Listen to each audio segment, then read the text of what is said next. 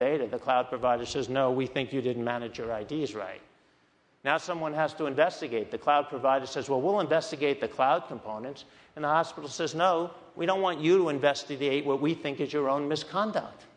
We want to investigate. And then the cloud providers say, how can you investigate? We have co-tenants on this machine. You can't see their data.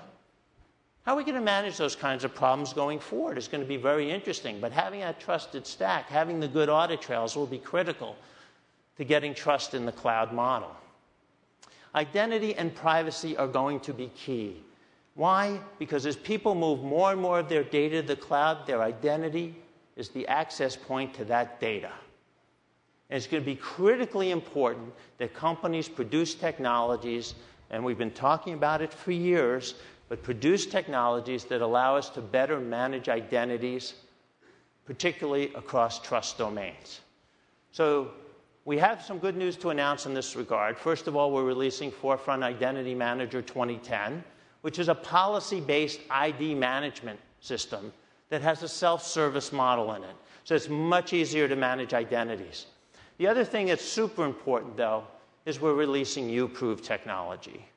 This is something that Microsoft got involved in a few years ago. And the key to understanding UProve technologies, and I'll show you a video about it in a minute, is that it allows people to have multiple IDs. If you remember my presentation last year, the way you avoid the national identifier arguments is to grant people multiple IDs so they can use different IDs at different times.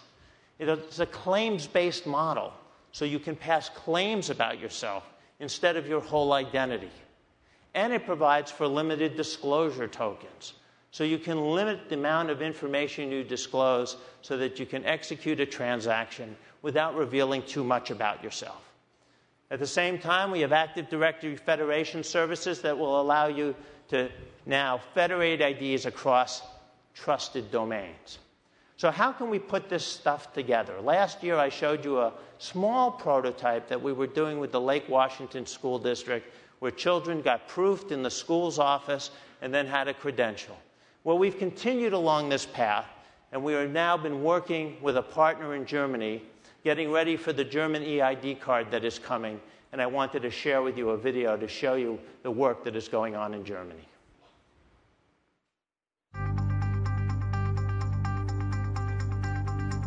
As citizens and businesses expect more access to public services, the demand for stronger protection measures and greater privacy grows.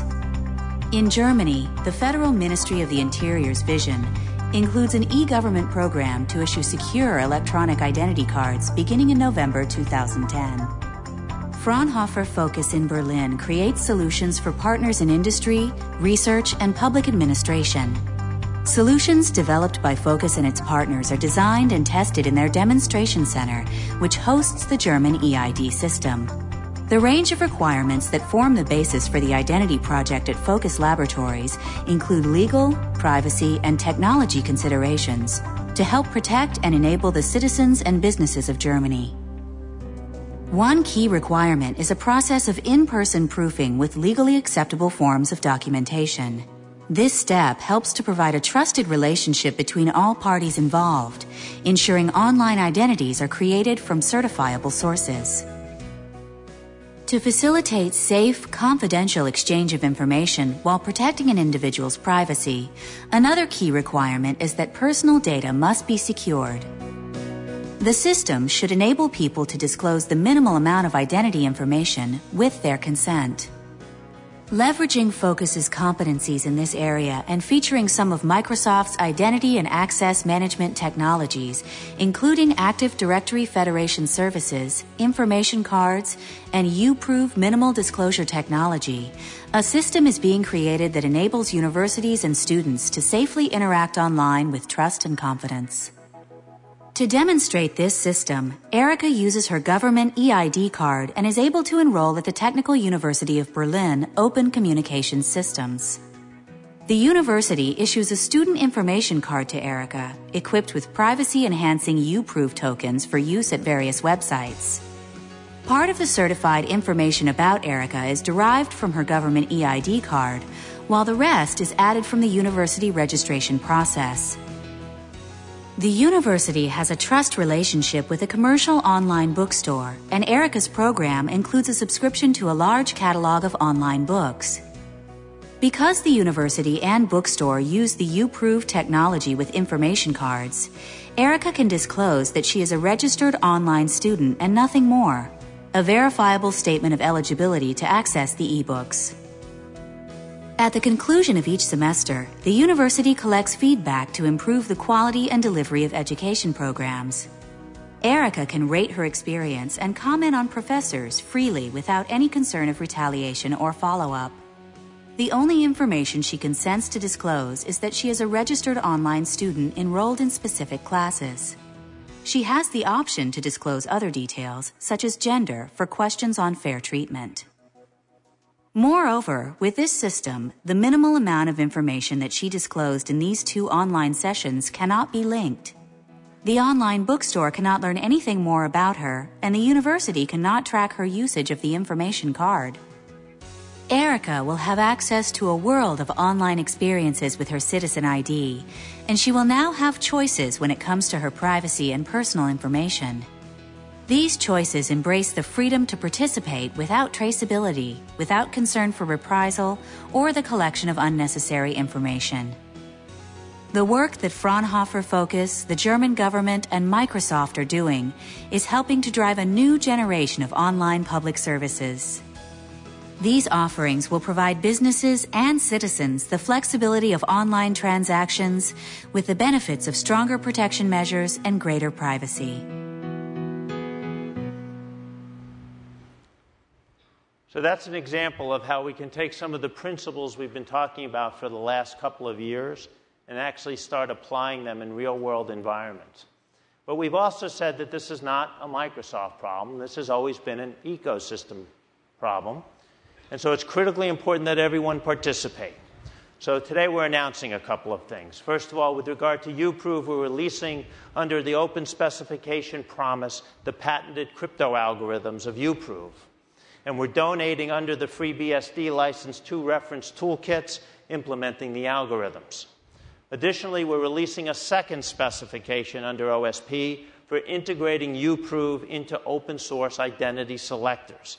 That will be accompanied by preview code integrating UProve, ADFS, Windows Identity Foundation, and card space. The key is to get more people to embrace these kinds of technologies so that we can create the identity metasystem that we've been talking about for quite a while. And then finally, I want to talk about the cloud and social political alignment.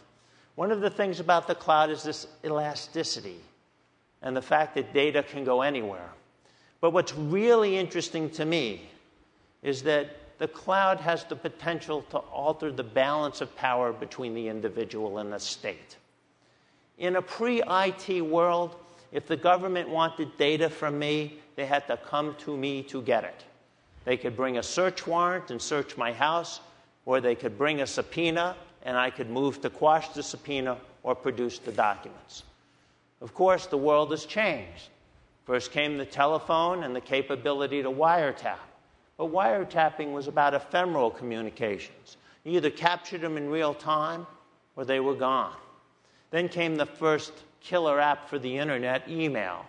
And suddenly there was a store and forward technology. And suddenly government could go to a service provider and say, here's a subpoena or a court order or a search warrant. You have to turn over certain records relating to the subscriber and even the content of their mails.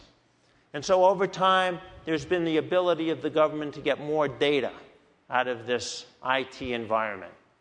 But as we migrate to the cloud, there will be even more of this.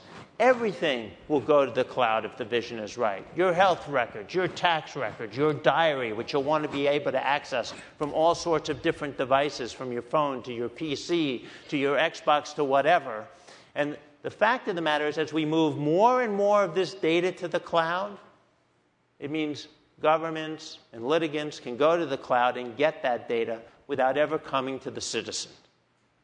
The question is that the right place to be or not? The Center of Democracy and Technology has done some interesting work looking at reforming the Electronic Communications Privacy Act. But it will, I think, be a big issue for social cloud acceptance about whether or not people want to park their data in